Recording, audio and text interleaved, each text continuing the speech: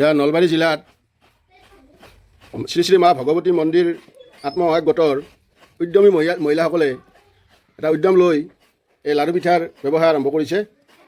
এয়া নাৰিকল ৰুকি আছে, এইফালে এই নাৰিকলৰ গুড়ৰ লগত এইটো মিক্স কৰি লৈছে। এইবিলাক বৰা চাউলৰ গুড়ি, এয়া পিঠা বনাই আছে। এওঁলোকৰ যি উদ্যম, এই উদ্যম দেখি সঁচাকৈয়ে বৰ ভাল লাগিছে। এয়া নাৰিকলৰ লাড়ু, এয়া লাড়ু বনাই আছে এইজনীয়ে। সঁচাকৈ এওঁলোকে এই ভোগালীৰ যিটো ভোগ, এই ভোগটো ৰাইজক দিবৰ কাৰণে যি প্ৰয়াস, সঁচাকৈ ভাল। ইয়াতে এই নাৰিকলৰ চিৰা, এই চিৰা বনাইছে, অতি সুন্দৰ। আচলতে এনেকুৱা হ'ব লাগে মহিলাসকলৰ উদ্যম। এইটো আত্মসহায়ক গোটৰ এই যি উদ্যম, এই লাড়ু সঁচাকৈ প্ৰশংসনীয়।